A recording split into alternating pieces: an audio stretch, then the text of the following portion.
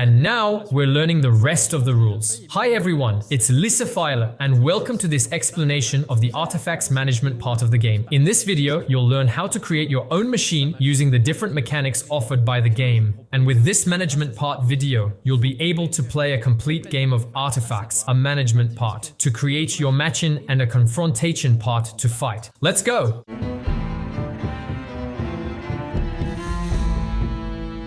When setting up a full artifacts game like this one, each player takes their two main boards. One part which is much more for management and the other to see the various elements of your machine. He also collects their screen, 8 dice, 2 light armors, a cannon, a translation needle, a celerity coefficient, and the 5 elemental geodes in one copy. He places 2 white cubes in the builder section of the management section of his board, along with 9 alchemical current gems, which will be placed here as action points, more or less. He also picks up his 3 activation tokens, and the last thing to pick up are these diagrams, which he will place in the builder, i.e. the blue part of his management board, to be used for the management part. I'll explain their placement later. Each player also places a cube to indicate their victory point and hierarchy token on the turn order board. At the start of the management phase, each player is given a diagram of each type to place on their boards. Placements are important, but I'll tell you more about them later. In your setup, now place the Emporium, which will define the items you can collect as the management game progresses, and the Calendarium, which will define the number of management turns you have before the confrontation phase.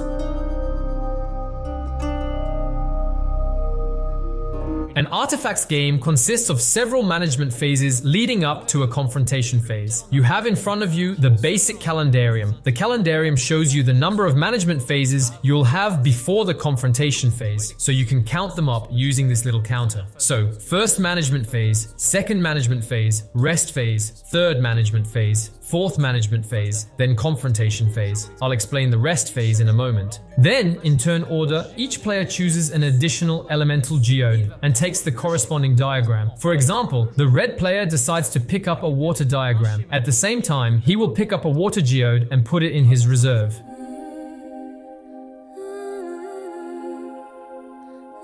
Now, before the management phase, players will have the opportunity to pick up another diagram that they can add to this spreadsheet. To do this, they'll look at the Emporium. There is a simple Emporium and an advanced Emporium. In the simple Emporium, you can pick up a diagram of your choice at the start of each management phase. You take the diagram and pick up a matching item. For example, if you take an armor diagram, you can pick up 2 armors from the game's reserve. If you take a cannon diagram, you take a cannon. That's the simple version, and we'll be looking at the advanced version in other videos. Then we can start the management phase. But what does a management phase actually represent? The player will have a certain number of action points during this management phase. These action points are represented by alchemical current gems. These little gems you see here. In a 4-player game, each player has 9 gems, 5 for 2 players and 7 for 3. But what are these actions? Well, these actions are the 3 hexagons you see in front of me. When a player performs an action, he takes one of his activation tokens. Each player takes 3 activation tokens and places himself on one of these hexagons. When he does so, he spends a gem of alchemical current, and so he does his action, and so on. And now you're thinking, holy crap, that means we've got 9 actions per player. That's a hell of a lot, considering that at 4 management phases, it's gonna take a long time. And no, it's not that simple. Since the other players will obviously be able to play on these slots, always spending their gem of alchemical current for 1 gem per action, but the slots here are limited. This blue slot you see here has a symbol with 4 circles on it. That means there's 1 slot available per player. That means the blue player can come here. But that doesn't mean there are 4 slots in total if there are 4 players. No, it means there's 1 for each player. You can't play again on a spot you're already in, so the red player couldn't come here. But on the actions below, there's only 1 circle. This means there's only 1 location, but let's imagine that the red player wants to take an action here, on the blue player. He'll have to spend an extra gem of alchemical power. Not only will he have to pay for the action slot, i.e. 1 gem, but he'll also have to spend an extra gem per token already present. Let's imagine there's a green player here. The red player would have spent 1 plus 2 gems and therefore 3 gems to be able to do this action. It's not pretty and it spends the gems much faster. Even more tricky, if blue wants to pick up his token that's here and move it to the slot that's here. Well, you can see what I've done. I've picked up the whole tower and moved it. This means that he too will have to spend the number of gems relative to the tokens already present. So here, he'll have brought 2 tokens plus the gem point to do his action, i.e. 1 gem point plus 2 tokens above him. So 3 gems spent to make an action. If it's green, who moves and goes to the slot on the left, he'll have 2 tokens to spend, 1 to perform the action, 1 because red is above him. The weight of the tokens will determine the price of the action. For another possible action that requires neither activation tokens nor alchemical current gems, you have 2. Here, you have the turn order. So blue, then yellow, then green, then red. The 2 additional actions you can take are to skip your turn, in which case you'll stay in the same position in terms of turn order, but end your turn. That is, if you have any alchemical current gems left, you will not continue playing, so your management phase is over for you. But the other, smarter action to take is to claim hierarchy. If you do this, you can skip your turn, not to finish the management phase, but you just don't spend any gems or activation tokens. And for example, the red player says, I claim the hierarchy, so he'll take the first player for the next management phase. If green had decided to do this just after red, well, he could claim the hierarchy to be the second player. Then, if yellow finally decides to do it, he'll be the 3rd player, and so on. This allows you to claim the first turn of the game for the next management phase. You lose a small turn, but you still have that advantage.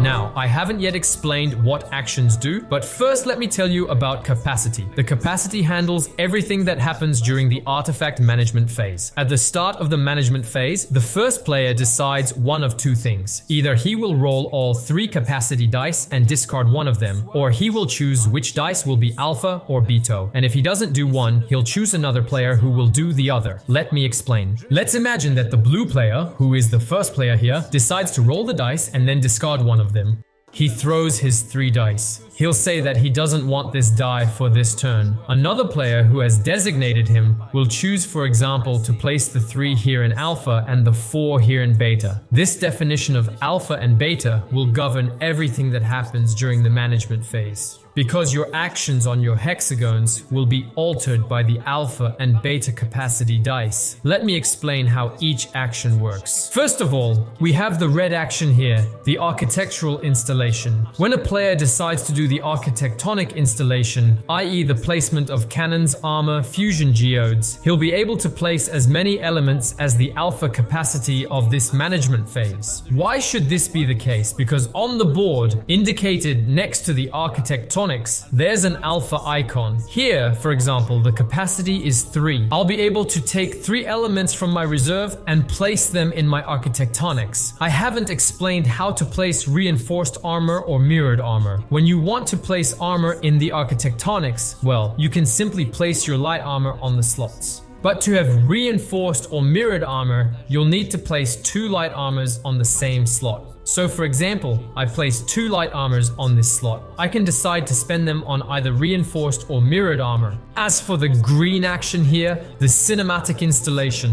well, what it says is that you can place as many cinematic resources as the beta capacity of your die, of your management phase. Here, for example, it's 4, so I'm going to be able to place 4 items here on my cinematic board. When you place elements with architectonics or kinematics, you have the option of spending a fusion geode, still within your alpha or beta limit, to activate an elemental resistance. For example, I spend an Earth Geode to activate an Earth Resistance. And what's that last blue action there? Well, it's the Builder. And the Builder will act on the panels on which you placed your diagrams earlier. And yes, let's talk about these spreadsheets. You have white cubes here. And these white cubes will be placed according to alpha and beta. Here, for example, we have alpha 3, beta 4. So I move my cube to alpha 3, beta 4. Here, and here. When I decide to do this builder action, I'll be able to pick up elements either on my cubes or around my cubes. Here, for example, I'll pick up a cannon, a water geode, a celerity coefficient, a translation needle, and armor, because I get what's on and around them. Now these actions, you can do them this way, but I told you, your gems, you're going to spend them more because you're going to step on each other and so on, but you're also going to spend them more for another reason. You'll be able to alter the capacity.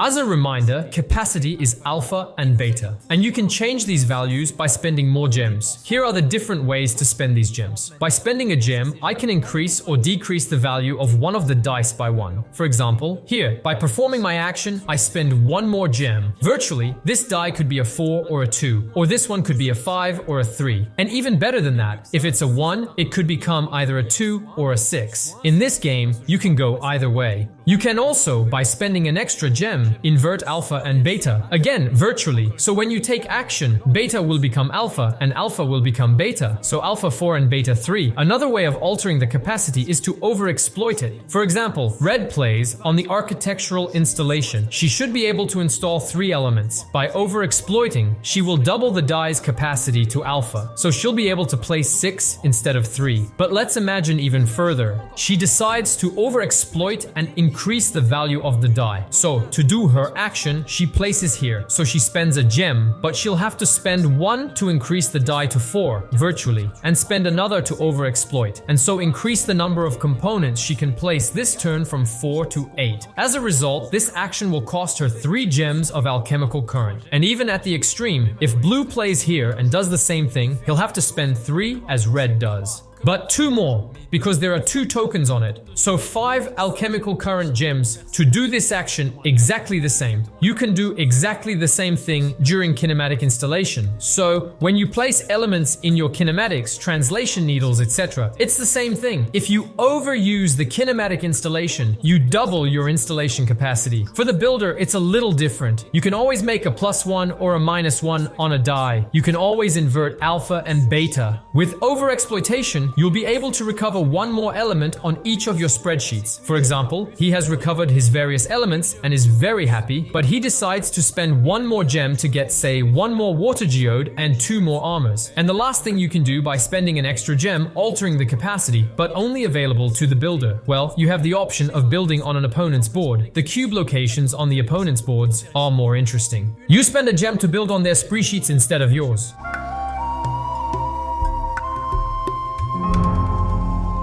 When all players have spent their alchemical current gem, or all have passed their turn, the next management phase is prepared. The turn order is reset according to the hierarchies requested. For example, here, red has become first, green second, yellow third, and blue fourth. Players then pick up another Emporium diagram and place it on one of their boards. This is a new management phase, moving forward on the calendar. Each player collects their activation token. The first player, now the red player, will decide whether to roll the dice for the capacity, discarding 1, or choose alpha and beta, and choose another player who will do one or the other, as I explained earlier. And we start a new management phase with 9 gems of alchemical current.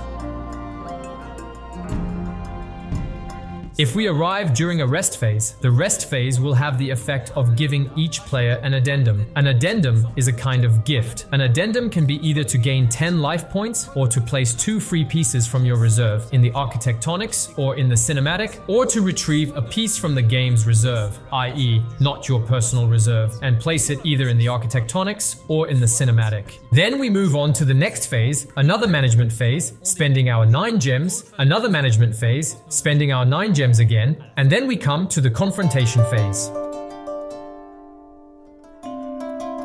When the confrontation phase arrives, a lot happens. Players receive 2 addendums. To help you remember the addendums, I've provided a chaptering so you can return to the addendum section. Next, the players' remaining resources are transformed and milled. The remaining elemental geodes will be transformed into 2 energy cubes. And yes, that's how you get energy cubes back, so you can do your actions later. But these energy cubes can also be recovered by transferring a die into 2 energy cubes, or vice versa. As a reminder, at the start of energy, we have 6 dice, so we can recover energy cubes in this way. But you can also do the opposite, because if, for example, you've spent dice on other things, or you don't have enough, you can transfer energy cubes into dice. As a reminder, dice are designed to be placed on elements elemental geodes in your architectonics in order to transfer energy. And so, at the end of the management phases, you need to remember to have a little nest egg of elemental geodes to have energy cubes for this confrontation phase. At the start of the confrontation phase, each player places dice on their architectonics to modulate energy as they see fit. Now, you know how to play artifacts for your complete game, but you're perfectly entitled to play only a confrontation game or only a management game. We'll see about that in later videos.